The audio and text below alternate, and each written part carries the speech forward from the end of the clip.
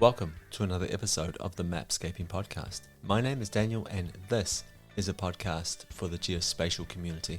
Today on the podcast we're talking about something called Hub Ocean, which as the name suggests is a hub for ocean data. Now we've talked about these kinds of data hubs before on the podcast. We've had episodes around Sentinel Hub, which is an Earth observation data hub. We've talked about the Microsoft Planetary Computer, Google Earth Engine, something called Open Topography, which again as the name suggests is a data hub for topography data. The concept of this data hub is nothing new, but it's not easy to implement. And if these types of data hubs work, they have a certain kind of gravity that becomes stronger over time.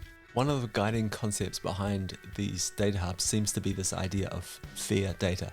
So FAIR data, findable, accessible, interoperable, and reusable data. Yeah, all of this stuff makes a lot of sense. I think though it's probably worth considering how we can take this idea of FAIR and also apply it to the results of the data. So it's great that data is fair, but I think that the results of our research should also be fair, should also be findable, accessible, interoperable, and reusable. So in just a minute, you're going to hear from Tara Barris, a senior data scientist from Hub Ocean, and she's going to give us a bunch of insight into what it takes to build one of these data hubs, the kinds of technologies that are involved, and the tension around how we make data fair. And once again, that's an acronym for findable, accessible, interoperable, and reusable, and what the advantages of this might be. Hi Tara, welcome to the podcast. So you are a senior data scientist at something called Hub Ocean. And I think we should just start here. Would you mind sort of adding a little bit more depth to that introduction, please? And perhaps move off and tell us what Hub Ocean is. Sure. So, yes, I'm currently a senior data scientist at Hub Ocean, but I would like to add that my background is actually in biology. So, I have a PhD in marine biology and ecology, specifically on genomics and evolution of marine species. And I realized that I really enjoyed the analysis portion of my PhD the most. So, I decided to kind of pursue a career in data science. And I worked at a few different companies, but realized I really missed the ocean space. So when I had the opportunity to join Hub Ocean as a senior data scientist, it seemed like the perfect fit. So basically, what Hub Ocean is and what I do there is we have this very kind of lofty mission of unlocking and uniting ocean data from a bunch of relevant sources to produce this like global comprehensive digital ecosystem of the ocean. And by doing this, we're hoping to change the fate of the ocean, help heal the ocean, and rewire the way that industry uses the oceans. And my job specifically there is to help build tools for our users to interact with the data that we have on our platform. Right. So platform, there's a lot of platforms around these days. So we're going to dive into that a little bit more later on. But let's start sort of clarifying this lofty goal. I think you said heal the ocean, rewire the way industry works with the ocean. What's wrong with the ocean? Why do we need to heal Well, the ocean is very important. I mean, it it? makes up about 70% of the Earth's surface. You know, we get 50% of our oxygen from the ocean. It is a really important carbon sink. So it absorbs around 30% of all carbon dioxide emissions and it captures 90% of the excess heat generated by these emissions. So it's a really, really important buffer against climate change. Of course, it's also very important for a lot of economies, either like through tourism or ocean industry. And of course, we get a lot of our food from the oceans. But I think, as you know, we all know we're kind of reaching a tipping point with climate change, and there's only so much the ocean can absorb. So it's facing, very extensive coral bleaching, habitat loss, ocean acidification, there's food insecurity. So we really want to make sure that we have the data to help mitigate some of these effects of climate change. I realized that was maybe the stupidest question that's ever been asked on a No. podcast. But I just wanted to have like a starting point. I wanted to sort of get into some of these things. A couple of other things I can think about, I'm not sure if you mentioned, was, waste disposal. You talked about the ocean's ability to absorb a lot of these outputs from our human systems, if you will. And I think that's really important. And power generation as well. I think it's becoming more and more important. Yeah, and of course, food. The ocean is important because that's where we get a lot of our food from. So again, possibly the world's dumbest question, but it's important to sort of like put some names on some of these things here. So I've had guests on the podcast previously, and we've talked about mapping the ocean floor and how we're doing this and the importance of this. And one of the things that comes up again and again is this really interesting statement. And I want to read it out to you, and then I want to hear your reaction to it as a data scientist working in the space. Okay, so the statement is we know more about the surface of Mars than we do about the ocean floor. Yes. I think about like 80% of the ocean is unexplored or unmapped. And of course, that's because there's a lot of various challenges with mapping the ocean. So, what are some of those challenges as you see it, as someone working with this data? Like, what do you think are the biggest challenges? Well, they're kind of in a bunch of different categories. So the first one is just gathering the data, right? So the ocean is not a very accessible place. It's huge, it's very deep. Certain areas are just difficult to get to for data collection. Even though we have a lot of remote sensing now and, satellite imagery, that really is only for the surface of the ocean, so it's really hard to understand what's going on deeper down. And deeper down, it's difficult to explore. There's crushing pressure, really low temperatures. It costs a lot of money to go and collect data from some of these places. But then, of course, there's other things that contribute to this. One of them is, there's still a lot of technological limitations to try to make sense of all this data and catalog the data and make sure it's available to people. A lot of the times the data is locked away or not publicly available. So there's a few factors that contribute to this. Wow, you're a real pro. This is a great sort of segue off into the data hub that you're building. And I think what I'm going to do here is I'm going to put a few links in the show notes of this episode to previous episodes all about like why it's so hard to map the ocean, why it's so hard to remotely sense data from the ocean. So tell me about this other side of it. Let's imagine for a second we could do all this. We could map the ocean floor. We could map everything in the ocean. The next challenge you were talking about is the availability of data, or perhaps the discoverability of data and access to it. Tell me about this as a problem. Sure. So first, data management infrastructure has not really been able to keep pace with the exponential increase in data.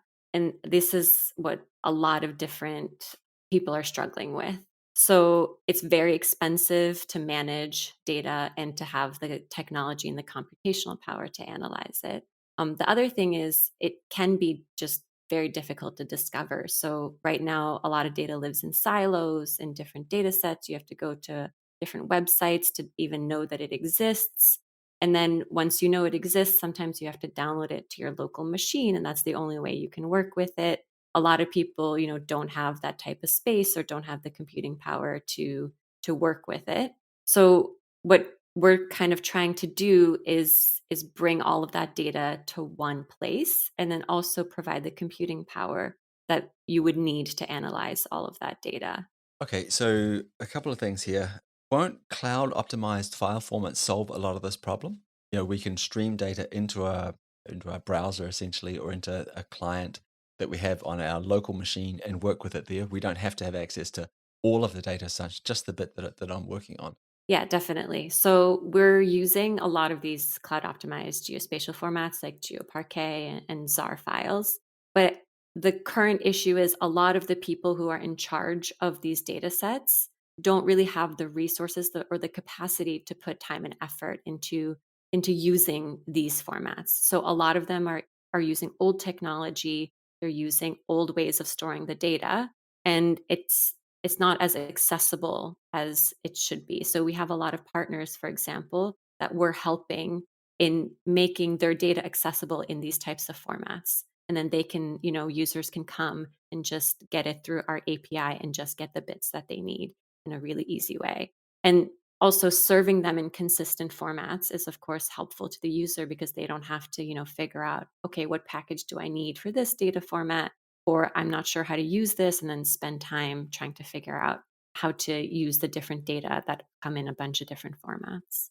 Okay, so part of the problem that you're seeing here is that the people that are creating this data or hosting it don't have the resources to convert it into these cloud optimized formats.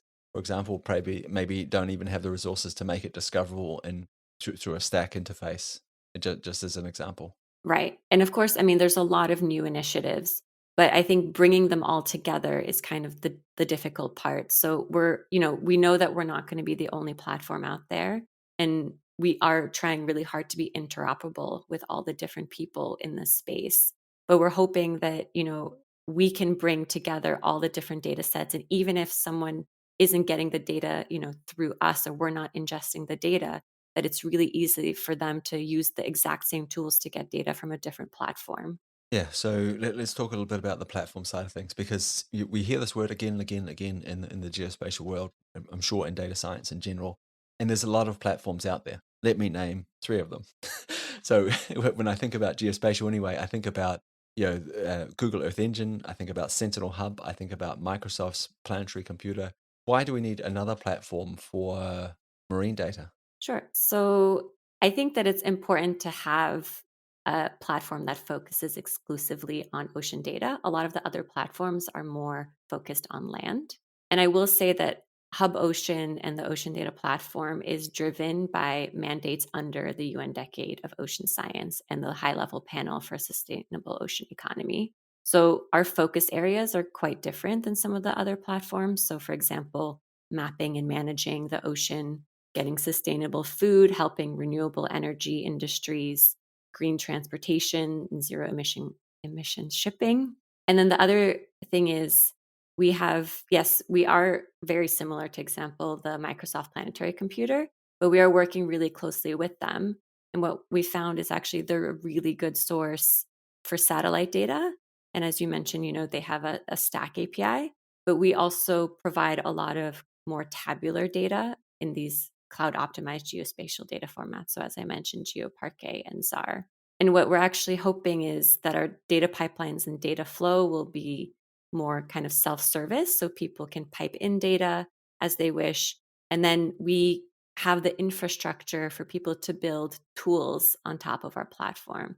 So, in this way, maybe it's a bit more relevant to compare it to Apple. So, we can have a data exchange or an app marketplace in the future, and people can build tools on top of our platform. And I think this side of the conversation is really, really interesting. But go back to that comparison to Microsoft's Planetary Computer just for a second.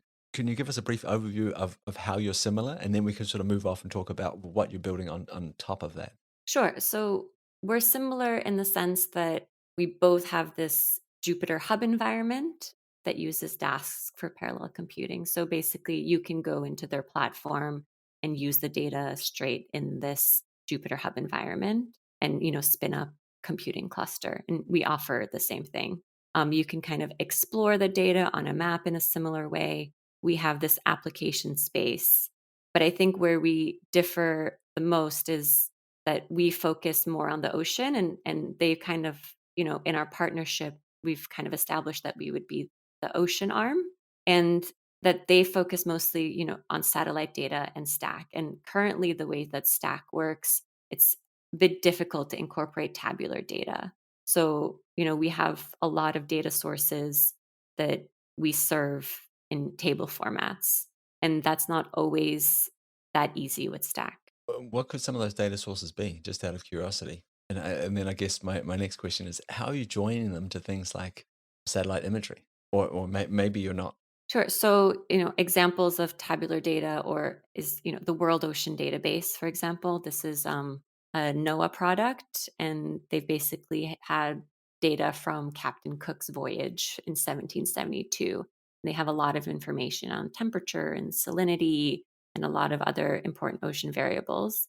So, this, for example, is not satellite data because they take profiles through the water column. So basically they, drop an instrument and then it takes measurements all down the water column at different depths. And this can be served either, as a X-ray, or it can be served as a table. There's a lot of biodiversity information out there that's only available as tabular data. A lot of information about human assets or where, oil rigs are or pipelines are, that's all tabular. And, currently we're not necessarily joining it with satellite data. We don't have, an example of that, but we're kind of figuring out a way to potentially do that in the future.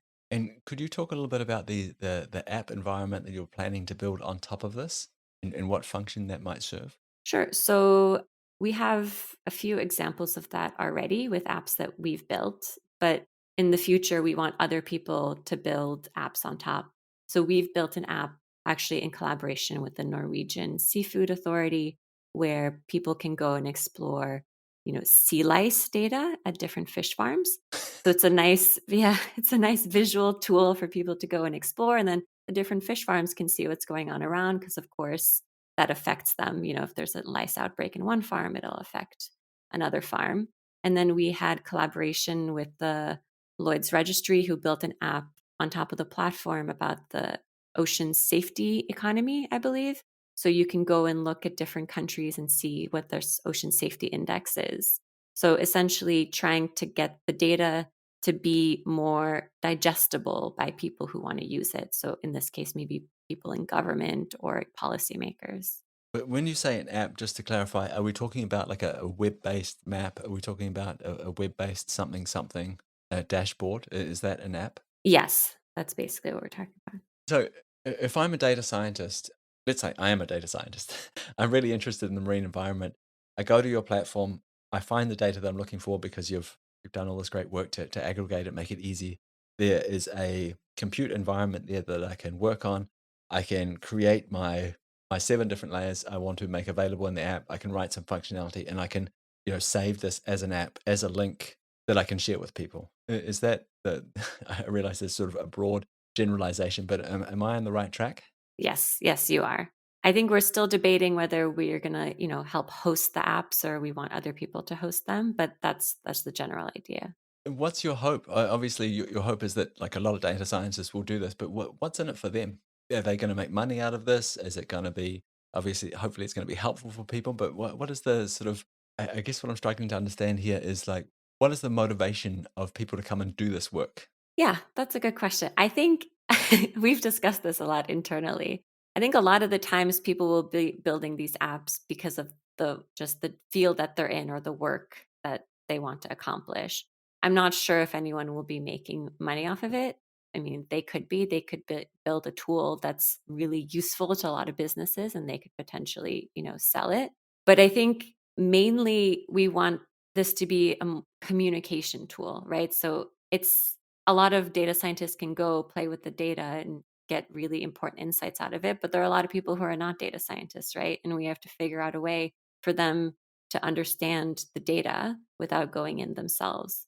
So I think this could potentially be a really useful tool for a lot of businesses or for governments to kind of show what they're working on and why what they're working on is important. There's a lot of people and I totally understand what you're saying here.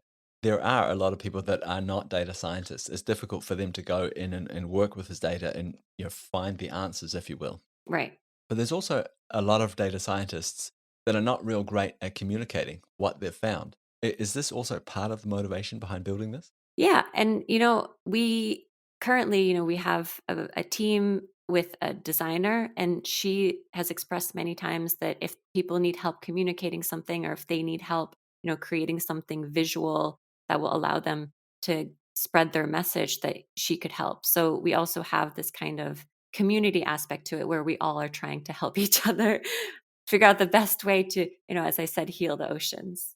So we're hoping that having a lot of examples of different things that people can build will also be an inspiration to how you can communicate certain subjects.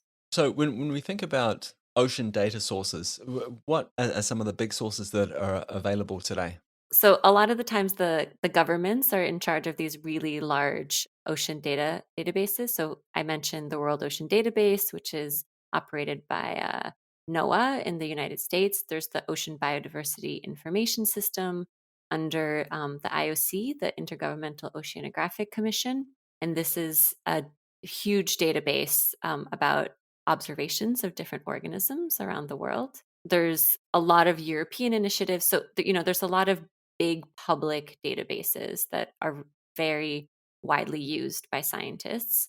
But as I mentioned before, there's also a lot of data that is locked away either by industry or by scientists. And these are not as readily available. So there's a few challenges, to accessing this data, even if it's out there. And that's having to go to different websites to access them, even knowing that they exist is a challenge. So trying to get them all in one place and accessed in the same way, I think would make a big difference. Can you give us an idea of what format these databases are in? Are we talking about like an FTP site where you're clicking through folders to find data? Is there some sort of cataloging happening? Are they links to a bunch of different files? What are we talking about when we talk about like the database that NOAA has, for example? Sure. So the World Ocean Database is currently available in a few different ways. There is this like thread server, and you can go and you can click on the different variables that interested in or the different dates and then just download the data directly. They also have their own tool where you can do some filtering and then they'll email you the results once they've pulled the files that you need. They're not going to send you a CD or anything. They're going to email you. No. Okay, Yeah, they'll email you. great. But they are also working on getting their data in the cloud. So as I mentioned, a lot of this is an initiative for a lot of groups, but they can be a bit resource strained sometimes. But OBIS, the Ocean Biodiversity Information System, they have an API that makes it really easy to pull the data. There's other data sources where you just go and you click and you download a CSV. So it can vary quite a bit. I think we mentioned either earlier in this conversation or in previous conversation, we talked about this idea that we're missing a lot of data as well.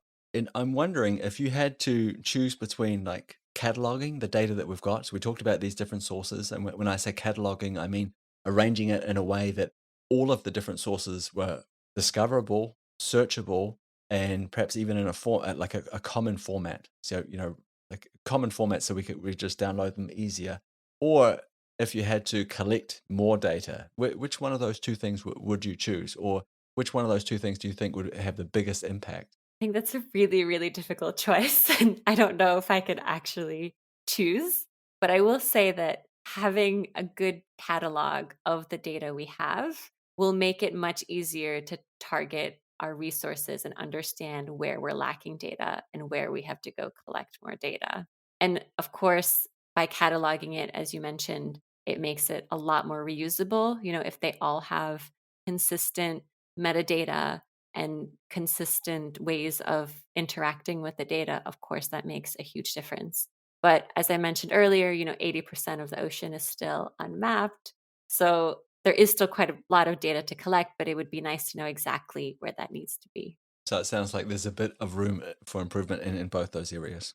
Exactly. So a lot of people that are listening to this right now, they'll be thinking, "Oh, great, okay." So a lot of things, we've covered a lot of points that they understand. They understand, oh, we need some data. Why do we need data? Because a lot of us involved in earth science in some way, shape, or form, we understand data is a good thing to have. There'll be a lot of data scientists listening to this and go, "Oh, great, yeah, I understand that. It would be great if it was more accessible. It'd be great if the compute was right there. It'd be great if I can easily, make these apps you're talking about and sharing it." But when I go to your website, there seems to this focus on industry as well. And I'm curious how you're going to motivate them. How are you going to get industry to participate in this? And by participation, my guess is you're asking them to give you data. Yes, that's a great question. So, we've spoken to a lot of industry, and the response we usually get is, yeah, yeah, we're happy to share the data. But then that's kind of where it stops, right? And so, what we've done actually is our science lead at our company, Anna Siliakova, she is running these workshops where she brings together industry and scientists. And basically, what happens is scientists say, okay, these are the models that we're running. This is the data that we're lacking. Industry, do you have this data? And industry will say, actually, yes, we do. And if they have a very concrete example of what scientists need, they're much more willing to share it than just say, like, okay, well, yeah, we can share data, but what do you actually need? Right. And then, of course, industry uses a lot of the models that the scientists put out there. So it's kind of helping them, benefiting them as well if these models are more accurate. So by bringing them together, then we can have more concrete examples, and industry is much more willing to actually share the data. And then, of course, by having an infrastructure where they can easily do that, such as the platform, that makes their lives a lot easier. They don't have to figure out, okay, like what's the best way to do this? How can we share it? Have you run into the situation where they're like, well, I'd rather you didn't know, because I can't get in trouble for things that people don't know about? Yeah, of course. I mean, that's one of the reasons why industry is not openly sharing data all the time. But I think there are things that they can share without, having that fear. And so it's important to even, get that if we can. A lot of other reasons is, sensitivity as to where they're operating, where they're looking for, their next project. And then in that case, for example, we can potentially get the data in an aggregated form that doesn't give away, like, okay, ship locations, for example. So there are always solutions. And, I think most of them are actually willing to share, and a lot of them are committed to this shift, especially because, the industry relies on a healthy ocean. But it's just a way of figuring out how they're comfortable with it and making sure that they understand the benefits to them as well. So, in my mind, anyway, we've been talking about these two sort of separate but obviously interlinked groups. We've got the data scientist and then we've got the industry. Which one of those groups has been asking for this platform? If so, if they have been asking for a platform to do this, where have they been asking for it? How do you know that people want that? I guess is my roundabout way of asking this question. Sure. So I think both of them want them for different reasons. We've done a lot of user research before actually starting to build. And, we kept hearing the same things over and over again, especially from researchers and data scientists, that it's just really hard to get the data that they need or to even know that it exists. Right. And then a lot of the times they spend so much time trying to figure out how to use the data. So, just as an example for me, I'm a biologist, I'm not an oceanographer. And the first time that I had to use oceanography data, I was very confused. It took me a really long time to be like, okay, what are these file formats? How do I access this data? And then from the industry side, a lot of them, like I mentioned, they want to change and they want to contribute to this green shift, but they don't really know where to start. So I think, our offerings are a bit different to the different groups. I think with industry, we're mostly helping like guide them and let them know like how they can be part of this green shift. And then with the data scientists and researchers, we're providing them with tools that make them more efficient. And then to add to that, we had a few kind of private releases of the platform, and we've gotten a lot of feedback. And again, like one of the things that we kept seeing is that people really like first that they can just play with the data in this Jupyter Hub environment. They don't have to set up their own environment, and that the same line of code will pull oceanography data, it will pull biodiversity data, so they don't need to figure out, where all the data lives and how to interact with it. When I hear you talk about this, I'm wondering if, like, is this the story of a startup? Is this the story of a scientific breakthrough? Is this the story of Earth scientists trying to do the right thing? Like, where do you land on that? What do you think of when you think about the Ocean Hub platform? How do you think of it? It's a good question. I don't know if I've really thought about it, but I guess I would say we are a startup trying to create this paradigm shift with how people use data, but also how people view data sharing, right? So we're also trying to create this cultural shift of everybody working together, sharing their data, including, industry, but scientists as well. How do you navigate that as a data scientist? So everyone is involved in some kind of industry in some respects, but it doesn't sound like you're running your own business. It doesn't sound like you have your own shipping company or fish farm or whatever else. It sounds like you're a data scientist who's working with those people. But when you talk about it and talk to them, you need to talk in another way to those people. That they need to hear a different set of messages, and trying to span that gap between people over here that just get out of my way and give me the data, please, so I can do some science. And then industry's like, what's the ROI on this? What way should I do this? What's the benefit for me? Kind of thing. And then you're in the middle, like you're the data scientist in the middle, building this platform. How do you navigate all that? Yeah, I struggle with this a lot actually. The thing is, so there are of course data scientists working in industry as well. And like you said, they're just like, okay, I just want the data. I want to work with it. But in order to get to them, you kind of have to go through the higher level industry people, right? You have to convince them first. And so that's a very different way of communicating. And I think a lot of the ways that we actually do that is, as I mentioned, these apps that we're building, right? So for those types of people, it's really important for them to have something visual to look at, to understand the implications of the data. And then the kind of more technical tools are for the data scientists. But for, the data scientists in industry to get to the point where they're using them, we have to convince their leaders that it's worthwhile, right? I recently heard someone talking about their time in a satellite startup. And one of the biggest mistakes they made was that they were using talking about satellites and space, and that got them in the door. That got them a seat at the table. They could sit down and talk with the people, but then they forgot to stop talking about satellites and space when they moved on, like further down the chain, and started talking to the people that were going to implement these products, because they didn't care about satellites and space. They cared about what is the answer to the problem. Well, they needed a different set of messaging. And I guess in a lot of ways, this is the same sort of situation that you're in now. Yes, that's true. I mean, we have people at our company who are much better at talking to those people than I am, right? I get pulled in mostly if, they have technical questions and things like that. But we are also trying to provide actual solutions. So for example, we have this our own data set which estimates emissions from shipping, right? And so this has been a really useful tool for a lot of the shipping industry and for companies that are finance companies that want to invest more in sustainable practices and sustainable industries. So we're trying to do a lot, but of course, to try to get industry to change the way that it thinks and rewire industry, as I mentioned, that requires a layer above the technical aspects of the platform. Yeah, and I think this is a really important message for people in a similar position to hear. Like, it's that there's different messages for different people. What will success look like? Let's, if we fast forward this in 5 years' time, and you're successful, what will success look like for you? Yeah, so I mean, this might sound a bit cliche, and I'm sure you've heard this with data before, but above everything, success would look like all ocean data falling in this fair category, which, if you're not familiar with the term, it's findable, accessible, interoperable, and reusable.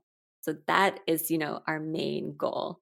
And we want all data to be fair for scientists, for industry, for government, in a way that allows them to work together to solve some of these really important problems. And on top of that, as I mentioned, success would also be this kind of paradigm shift and a change in how people view their data. Not something that they have to keep for themselves and have it, for a competitive advantage, but more a shift towards making data accessible for the common good. I think there'll always be some data, right, that they keep as a competitive advantage. Like, we can't just give this away to everyone else. But I wonder if the big shift would be not just assuming that every data set is like that the company has, that, oh, we could all benefit from these different data sets, and we're not sort of giving away all our secrets if we just share them. Yeah, exactly. And it's not really just industry too that keeps their data private for competitive advantages. This also happens in the science world and in academia. I mean, there's a lot of scientists out there who don't share their data. So it's really this kind of cultural shift that we're looking for. And people don't share their data either for a competitive advantage or because they just don't know how. It's a lot of work to figure out the best way to do it. So, trying to also make it easier for people, we're hoping will contribute to this. This is a thought that's just popped into my head. So we've been talking about industry sharing the data and how great that would make it for everything, for everyone. If we had access to these different data sources, we could do a lot of stuff. I think everyone listening to this gets that. Where do you land on reproducible research? So not just having access to the data, but also, like, what was it that you're doing with the data? Yeah, you got these amazing results, but I can't really see that.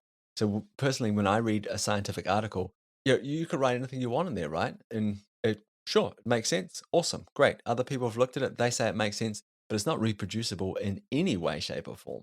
Not really. I mean, I can't just put it into my system and do the same thing because I didn't have access to the data. But also that magic code, right? Where do you land on that? Should scientists be sort of more involved in this movement towards reproducible research? Yeah, so definitely yes. um, and I think that is changing. Now a lot of journals require you to put your data in a repository before they'll accept your paper.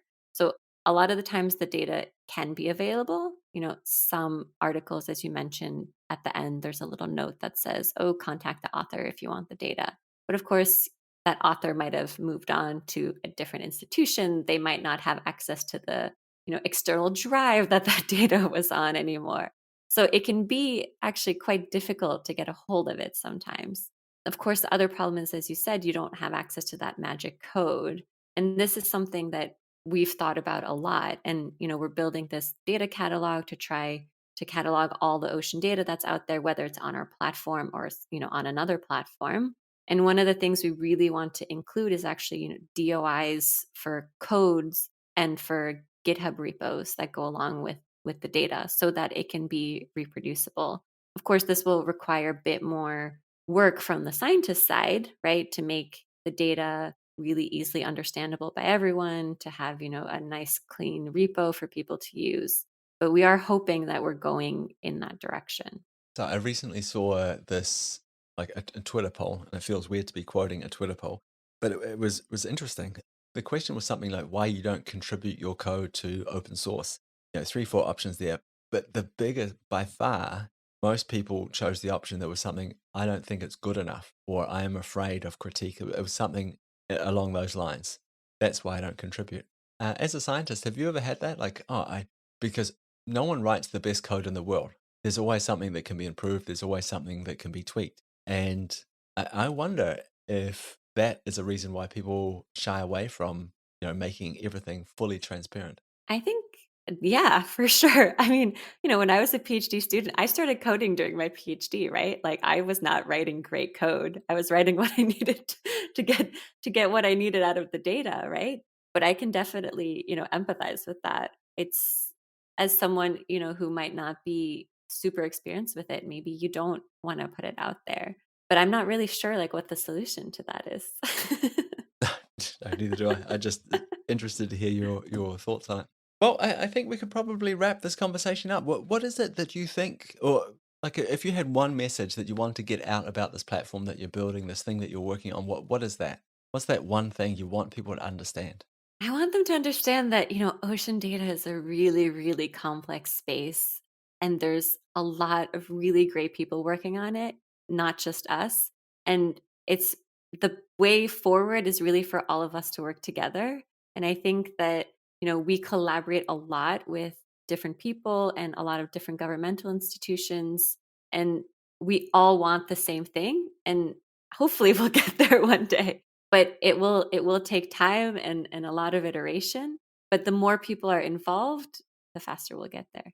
Well, Tara, this has been really, really enjoyable talking with you. I really appreciate you taking the time to sort of walk us through this. We've mentioned the name a few times, but why don't you do it again just so people understand where they can go and check out the platform? Sure. So we are Hub Ocean, and our platform is called the Ocean Data Platform. And I believe if you just Google us, you will be able to easily find us. Wonderful. Thanks very much for your time. Thank you very much.